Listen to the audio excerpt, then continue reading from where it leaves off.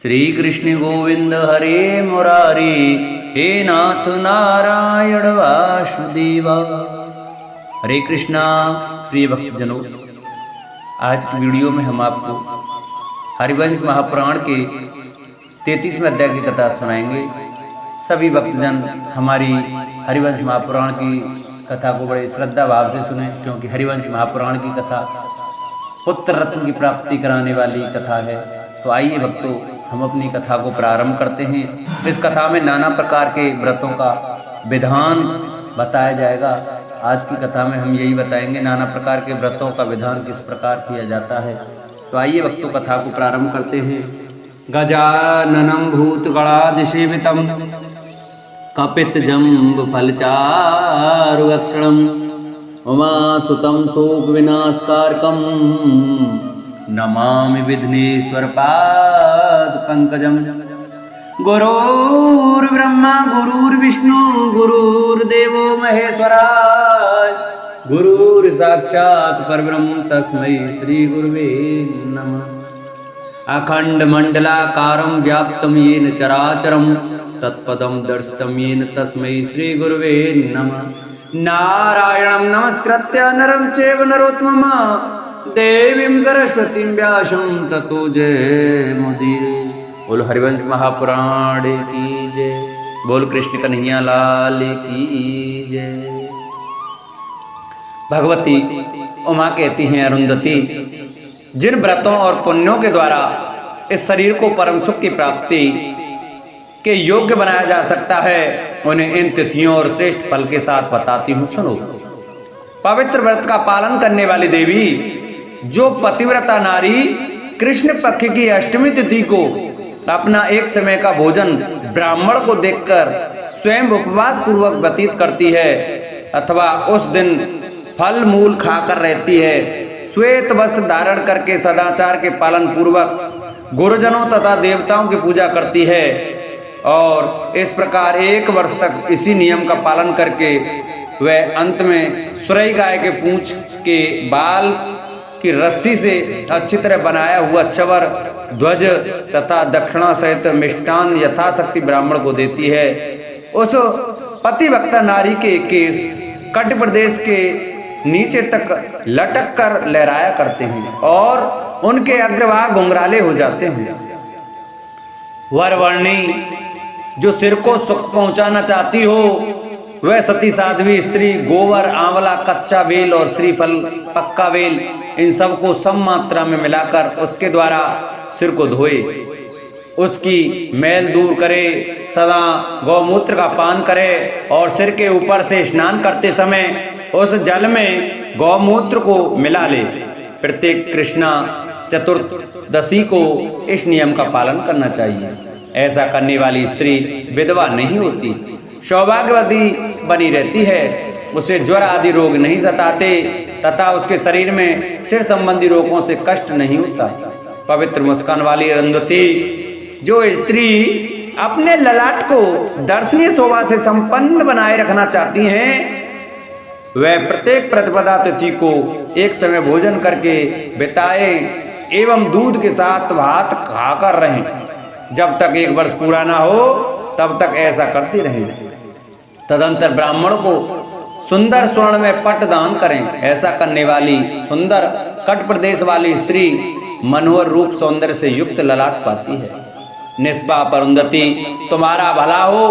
जो भौं का सौंदर्य चाहती हो, वह सती साध्वी स्त्री सदा द्वितीया तिथि को एक समय उपवास करके साग भात खाकर रहे। इस तरह 1 वर्ष पूर्ण होने पर सुंदर पके हुए फल, 1 मासा स्वर्ण की दक्षिणा, नमक और घी से भरा हुआ पात्र देकर ब्राह्मण से स्वस्ति वाचन कराए। जो सुंदर कट प्रदेश वाली स्त्री अपने कानों को सुंदर एवं शोभा संपन्न बनाए रखना चाहती हो, वह स्वर्ण नक्षत्र प्राप्त होने पर अवश्य यावक जो के आटे का हलवा या पुआ भोजन करे। इस तरह 1 वर्ष पूरा होने पर 2 स्वर्ण में कान बनवाकर उन्हें दुग्ध मिश्रित घी में रखकर ब्राह्मण को दान कर दे। जो स्त्री यह चाहती हो कि मेरी नाच का ललाट से संलग्न हो, उसमें किसी तरह की विकृति ना आए और वह सदा रोग व्याधि से रहित एवं सुंदर बनी रहे, तो वह सदा तिल के पौधों को सींचे और तब तक सींचती रहे जब तक कि उसके द्वारा सुरक्षित हुए उन पौधों में फूल तथा फल न लग जाए। जिस दिन से सींचना आरंभ करे उसके एक दिन पहले उपवास कर ले, फिर निरंतर जल से सींचती रहे।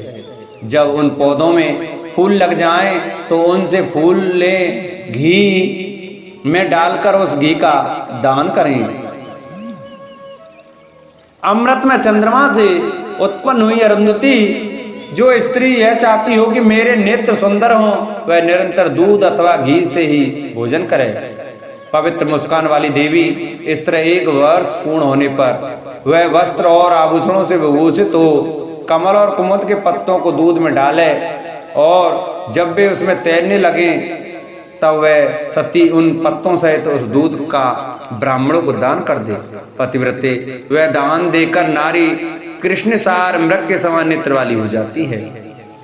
जो धर्म रूपी गुण से युक्त सती साध्वी स्त्री यह चाहती हो कि मेरे ओठ बड़े सुंदर हों, वह 1 वर्ष तक मिट्टी के बर्तन से पानी पिए और धर्म की भागनी होकर प्रत्येक नवमी तिथि को बिना मांगे मिले हुए अन्न का भोजन करे। इस प्रकार 1 वर्ष पूर्ण हो जाने पर उसे मूंगा दान करना चाहिए। शोभने ऐसा करने से उस स्त्री के ओठ अवश्य ही बिंब फल के समान लाल हो जाते हैं तथा वह सौभाग्यवती, रूपवती, पुत्रवती, धनाढ्य और गौं से युक्त होती है।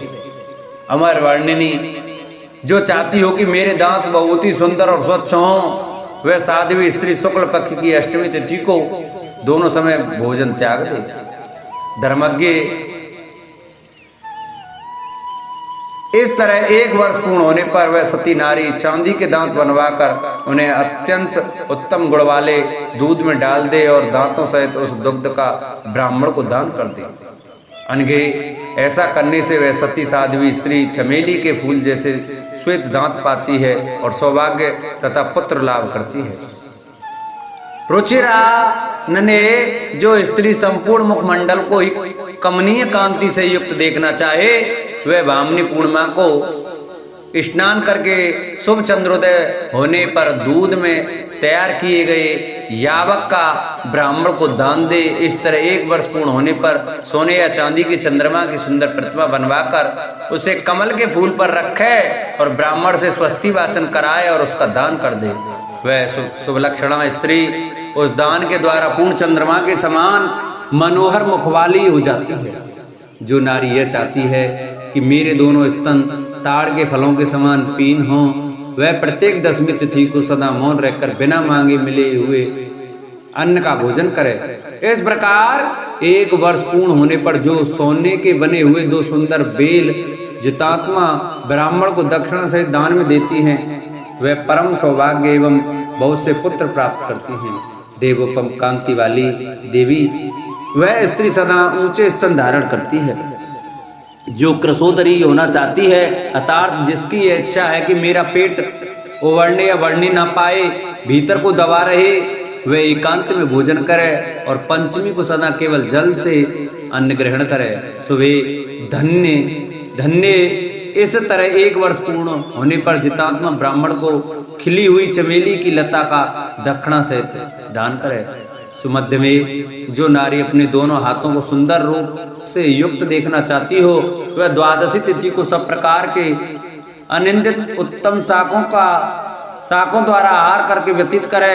इस तरह 1 वर्ष व्यतीत होने पर वह स्वर्ण में कमल पर 2 खिले हुए कमल के फूल रखकर उन सबका सुंदर एवं सुयोग्य ब्राह्मण को दान करे। उत्तम व्रत का पालन करने वाली देवी जो नारी विशाल नितंब चाहती हो, वह त्रयोदशी तिथि को केवल 1 बार अयाचित अन्न भोजन करे और इसी तरह प्रत्येक त्रयोदशी को व्यतीत करे। वरानन ने इस तरह 1 वर्ष पूर्ण होने पर प्रजापति ब्रह्मा जी के मुख की सी आकृति वाली नमक की राशि का दान करे। इसी प्रकार प्रजापति के मुख के आकार का ही स्वर्ण भी सदा दान करना चाहिए। धर्मज्ञ नारी धीरे धीरे अंजन से किसी ब्राह्मणी के नेत्रों में काजल लगाए, सौम्य पूर्ण रत्न और लाल रंग का वस्त्र भी दे, इससे वह स्त्री अपने मन के अनुकूल नितंब पाती है। मधुर वाणी की इच्छा रखने वाली सती नारी 1 वर्ष या 1 मास तक नमक खाना छोड़ दे और वाणी के अतिशय माधुर्य की इच्छा रखकर ब्राह्मण को दक्षिणा सहित नमक दान करे। अमर वाणी ऐसा करने से उसकी वाणी की मिठास तोते की वाणी की से 100 गुनी अधिक हो जाती है। सौम्यनंदिनी बरारोहे, जो स्त्री यह चाहती हो कि मेरे पैरों के गुल्फ, घुट्टियां या गट्टे और नस नाड़ियां ढकी रहें, वह प्रत्येक षष्ठी तिथि को केवल पानी के साथ भात खाए। तपस्विनी, यह व्रत लेने वाली स्त्री को सदा ही उचित है कि वह अग्नि अथवा ब्राह्मण का पैर से स्पर्श ना करे। यदि कभी स्पर्श हो जाए तो उनको प्रणाम करे। उसे पैर से पैर को नहीं धोना, रगड़ना चाहिए। इन नित्य व्रतों से युक्त हुई धर्म की पतिव्रता नारी सोने या चांदी के 2 कछुए बनवाए वे निष्पाप पतिव्रते, फिर उन दोनों कछुओं को घी में रखकर श्रेष्ठ ब्राह्मण को दान कर दिया। नंदिनी इसके सिवा 2 कमलों को उसके मुख नीचे की ओर करके रखे, उन्हें लाल रंग के रंगादि द्रव्यों से संयुक्त करके स्वर्ण से अलंकृत करे। तत्पश्चात उनका ब्राह्मण को दान कर दे। जो पति देवता नारी अपने संपूर्ण शरीर को ही अत्यंत मनोहर बनाना चाहती हो, वह रजो दर्शन के अवसर पर 3 रात उपवास करे। वह कार्तिक, आषाढ़, माघ तथा अश्विन की पूर्णिमा को माता पिता, अतिथि और देवता का आदर सत्कार एवं पूजन करे। वह पतिव्रता ब्राह्मणों को प्रतिदिन नमक और घी दान करे, नित्य घर में झाड़ू लगावे। धर्मज्ञ मानिनी सुबह अपने स्वार्थ को समझने में कुशल नारी घर में लीपने पोतने तथा देवताओं को बलि उपहार सामग्री अर्पण करने का कर्म भी करे। वह कभी दुर्वचन का प्रयोग न करे। यशस्विनी, वह किसी एक शाक का भी भक्षण करे। भामिनी, वह देवताओं के लिए उपहार दे और असत्य भाषण का त्याग दे। इस प्रकार से हरिवंश महापुराण के अंतर्गत विष्णु पर्व में पारिजात हरण के प्रसंग में व्रतों का विधान विषय 33वां अध्याय पूरा हुआ। बोलो हरिवंश महापुराण की जय। जिन भक्तों को हमारी ये हरिवंश महापुराण की कथा अच्छी लगी हो वो हमारी वीडियो को ज़्यादा से ज़्यादा शेयर करें, जिससे और भी भक्त हमारी ये हरिवंश महापुराण की कथा श्रवण कर सकें। जिन्होंने अभी तक हमारे चैनल को सब्सक्राइब नहीं किया है वो चैनल को सब्सक्राइब करें, बगल में घंटी का बटन अवश्य दबाएं, वीडियो को लाइक करें और कमेंट में ओम नमो भगवते वासुदेवाय जय श्री कृष्णा अवश्य लिखें।